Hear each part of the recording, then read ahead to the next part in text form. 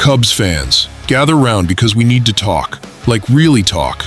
The kind of conversation that happens at 2 a.m. when you're staring at the ceiling, wondering if this is finally our year or if we're about to get our hearts ripped out again. You know that feeling, right? That mixture of hope and dread that comes with wearing the Cubby blue? Right now, as we sit here at 45-28, Cubs fans, we're tied for the second best record in all of baseball. Let that sink in for a hot minute.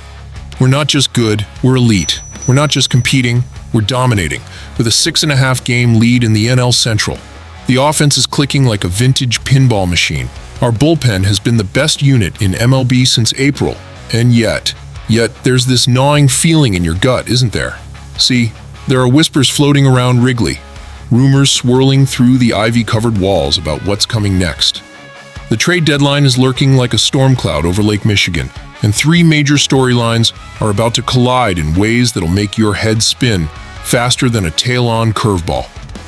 We're talking about an ace that got away, a veteran arm that might find its way home, and a lefty who could be the missing piece to our championship puzzle. But here's the thing that's got my stomach in knots, and yours too, if you're being honest, is that this season feels different. It feels like 2016 different, the kind of different where you start believing in magic again, where you dust off that old superstition about not washing your lucky socks during a winning streak.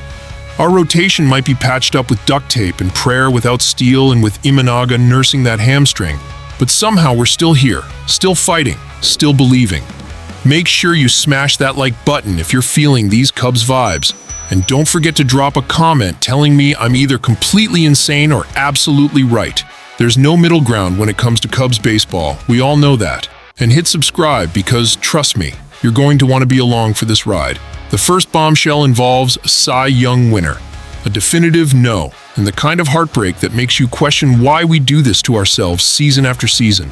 But it's not just about what we can't have, it's about what it means for the Cubs faithful who've been dreaming of October magic. The name that's been floating around Chicago like a beautiful, impossible dream? Chris Sale. Yeah, that Chris Sale.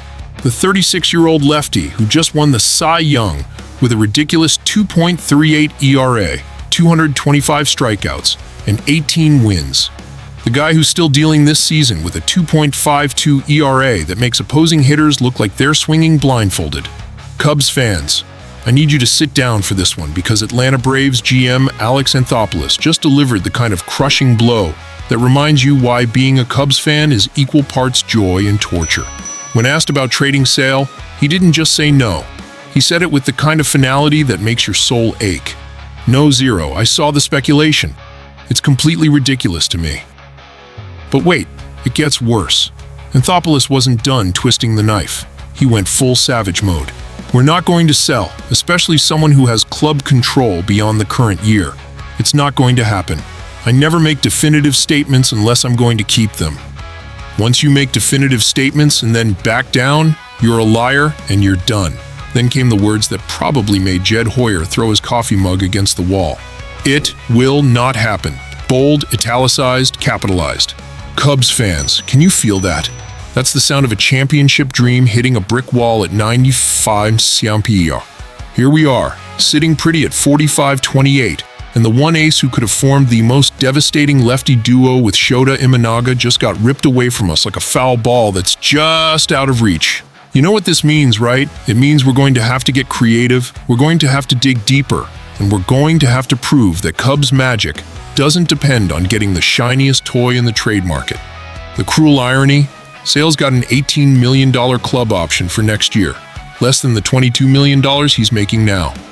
We're talking about a bargain for a Cy Young winner, and Anthopoulos is holding on to him like he's the last deep dish pizza in Chicago.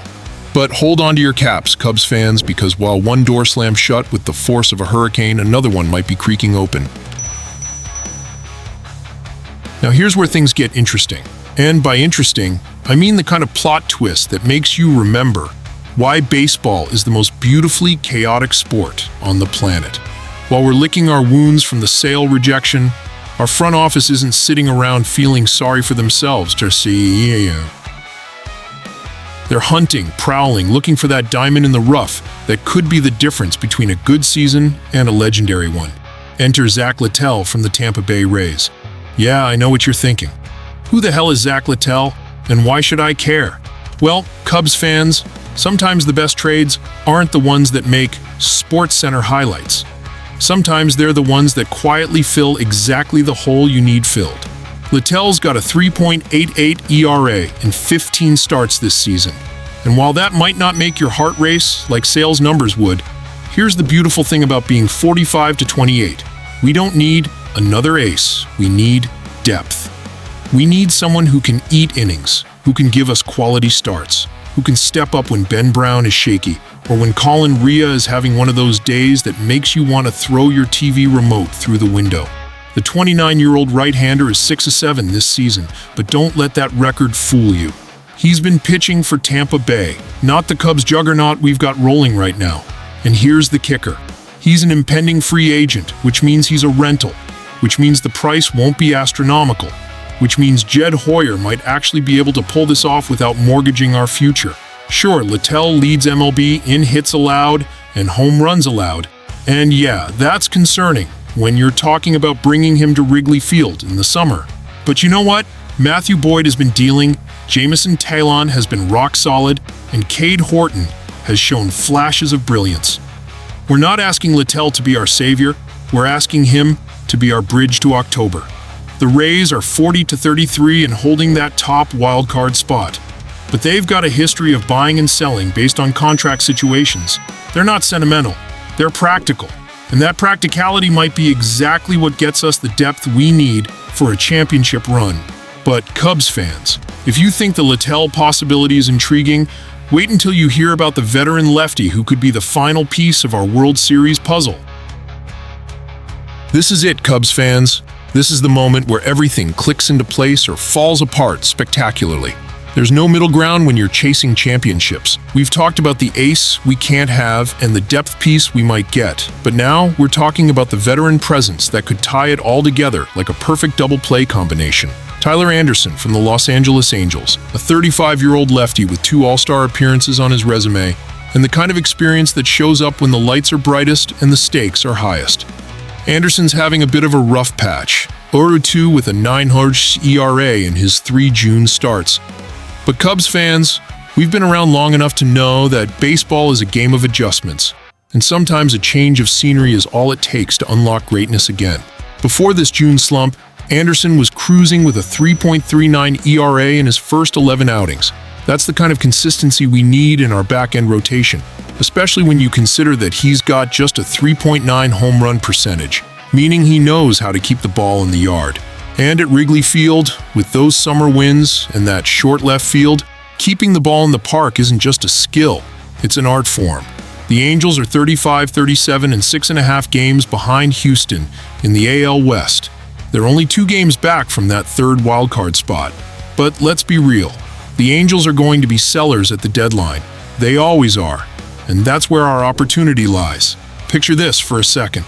Anderson sliding into our rotation, giving us that veteran left-handed presence that complements what we've already got. Taillon dealing from the right side, Boyd showing flashes of brilliance, Horton developing into the prospect we hoped he'd be, and Anderson providing that steady, reliable presence that championship teams need. Cubs fans, we're 45 to 28. We're tied for the 2nd-best record in baseball. We've got the offense, we've got the bullpen, and we're 1 or 2 moves away from having the complete package. The Sale dream is dead, but dreams have a funny way of evolving, don't they? Here's what I want you to do. Smash that like button if you believe this Cubs team has something special brewing. Drop a comment and tell me which of these moves you think happens first, the Latell trade or the Anderson acquisition. And don't forget to subscribe because this trade deadline is going to be a wild ride, and you're going to want to be along for every twist and turn. This Cubs team feels different, Cubs fans. It feels like destiny. And sometimes, destiny doesn't come wrapped in a Cy Young package. Sometimes it comes in the form of smart, calculated moves that build championship depth. Are you ready to believe in Cubs magic again?